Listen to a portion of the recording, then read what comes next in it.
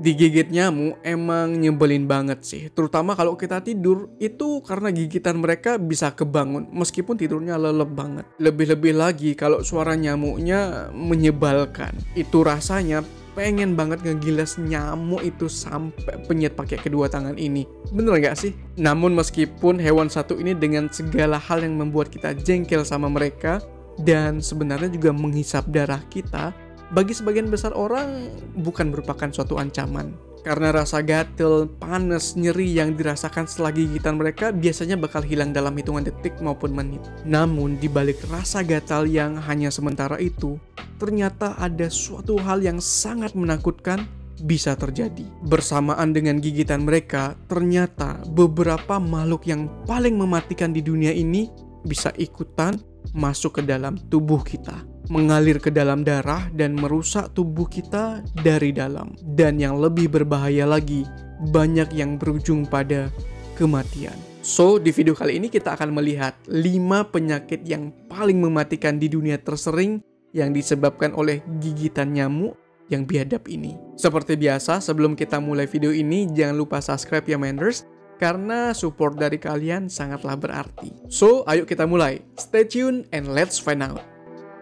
Di urutan pertama, kita ada penyakit yang bernama demam berdarah dengue. Seperti namanya, orang yang terkena penyakit ini umumnya akan merasakan demam yang diikuti oleh perdarahan yang hampir di seluruh tubuh. Perdarahan yang nampak misalnya seperti mimisan, gusi berdarah, muntah darah, dan bahkan BAB berdarah. Ya, meskipun pada beberapa kasus nggak nampak perdarahan dari luar, namun jangan salah ya Menders, hal yang lebih berbahaya bisa saja terjadi di dalam tubuh kita. Umumnya pada hari keempat dan kelima demam akan terjadi kebocoran pembuluh darah yang sangat hebat. Perdarahan ini tentunya nggak dapat dengan mudah kita lihat dengan mata telanjang karena tebalnya kulit.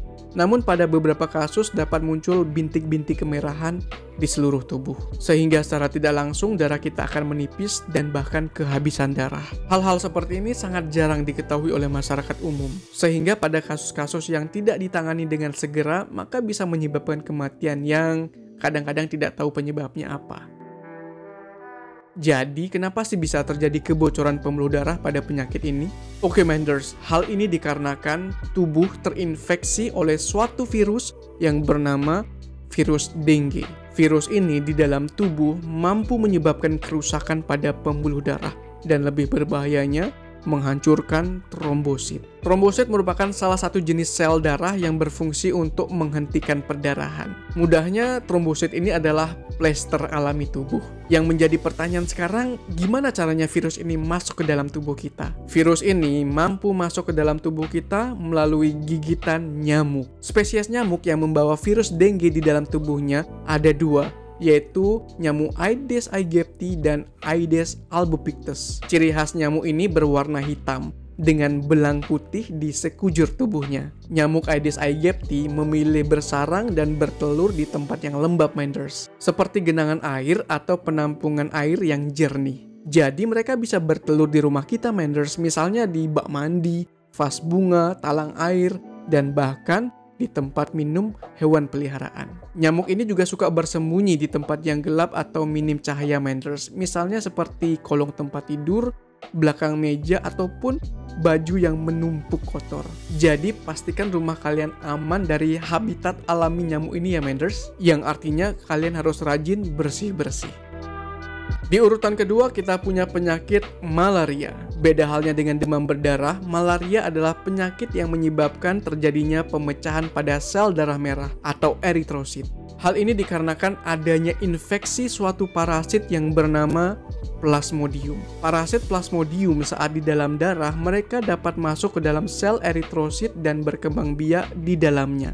Ketika jumlah mereka sudah sangat membeludak di dalam eritrosit, boom, maka eritrosit akan meledak dan melepaskan jutaan parasit-parasit baru yang siap menginfeksi sel darah merah lainnya. Penderita malaria umumnya akan merasakan demam yang sangat tinggi disertai menggigil dan berkeringat, terutama saat malam hari. Selain itu, ciri lainnya yang dapat diamati misalnya bagian putih mata kalian akan berubah menjadi kuning dan air kencing kalian akan berubah menjadi lebih gelap. Hal ini dikarenakan terjadinya penumpukan zat sisa dari pemecahan eritrosit yang bernama bilirubin. Bila malaria tidak segera diobati, maka penderitanya dapat mati dalam hitungan hari, baik karena anemia, gagal ginjal, gagal liver, atau terjadi kerusakan pada otaknya.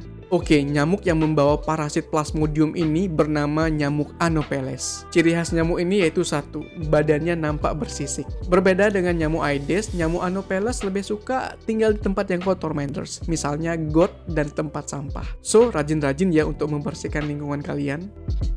Oke, di urutan ketiga kita punya penyakit yang bernama chikungunya. Penyakit ini seperti namanya, disebabkan oleh infeksi virus yang bernama chikungunya.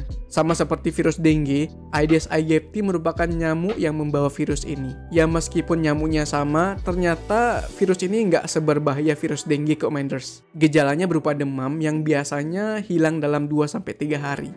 Namun yang membuat penyakit chikungunya ini sangatlah berbahaya, dikarenakan penyakit ini mampu membuat kalian nyeri otot dan sendi yang sangat luar biasa menyakitkan. Saking luar biasa sakitnya, banyak penderitanya yang tiba-tiba menjadi lumpuh dikarenakan tidak kuat untuk menahan rasa sakit yang terjadi. Dan keluhannya pada beberapa kasus dapat berbulan-bulan tidak sembuh-sembuh, meskipun virusnya udah nggak ada lagi. Di urutan keempat, kita punya penyakit kaki gajah. Seperti namanya, Menders, penyakit ini mampu membuat kaki kalian bengkak dengan kulit yang mengerat selayaknya gajah. Penyebabnya yaitu infeksi cacing parasit dari keluarga Filaria. 3 spesies cacing yang sering menyebabkan penyakit ini yaitu Wuchereria bancrofti, Brugia malayi, dan Brugia timori. Ketiga cacing ini dapat berada di banyak sekali jenis nyamuk, bisa Aedes, bisa Anopheles, bisa Culex, dan Mansonii. Oke, ketika mereka ada di dalam tubuh kita, mereka akan tumbuh membesar dan akhirnya menyumbat pembuluh limfa. Hal ini akan membuat aliran cairan limfa terganggu dan akhirnya menumpuk. Penumpukan inilah yang menyebabkan kaki penderitanya nampak bengkak. Oh iya, pembuluh limfa nggak hanya ada di kaki ya, Menders, tapi ada di seluruh tubuh kita. Sehingga sebenarnya bukan hanya kaki yang akan bengkak dikarenakan oleh infeksi cacing filaria ini. Namun seluruh anggota tubuh pun bisa bengkak. Bahkan pembengkakan bisa terjadi pada payudara dan organ kelamin kalian bila cacing ini masuk ke sana.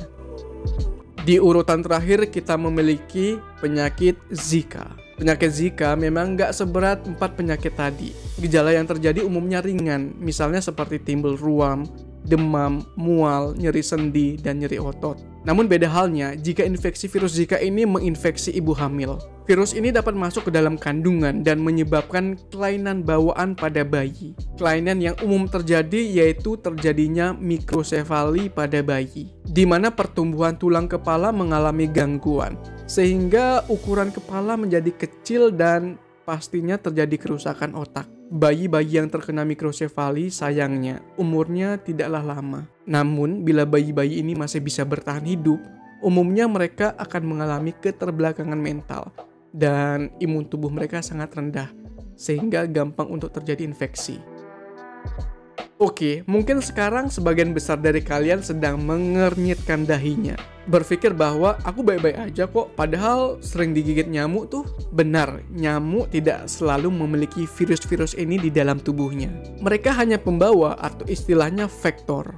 Bila kebetulan mereka menghisap darah dari makhluk lain atau manusia lain yang memiliki virus-virus ini di dalam tubuh mereka, maka virus-virus dan parasit ini pun akan masuk ke dalam tubuh nyamuk.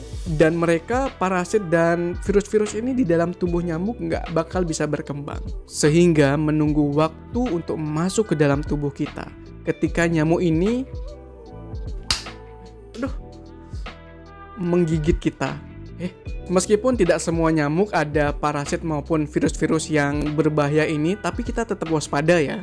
Dan juga tetap menjaga kebersihan lingkungan, karena itu adalah kunci dari pencegahan penyakit-penyakit ini. Satu pesan lagi, Menders. Ketika kalian digigit nyamuk, jangan langsung dibunuh ya. Kalau bisa, dilihat dulu spesiesnya. Apakah Aedes, Anopheles, Culex, atau Mansonii. Sehingga kalian bisa mengira-ngira virus apa yang mungkin akan masuk ke dalam tubuh kalian. Seandainya kalau habis digigit, kalian tiba-tiba demam. Oke Minders, sekian dulu video kali ini. Like kalau kalian suka, dislike juga boleh. Tapi jangan lupa subscribe ya, karena subscribe bikin kalian bahagia. Enggak sih, sebenarnya aku yang bahagia, karena dengan support kalian, aku jadi tambah semangat bikin videonya. Like always, last question Minders. Yakin nyamuk di rumah kalian nggak membawa virus ini? Lanjut di komen ya.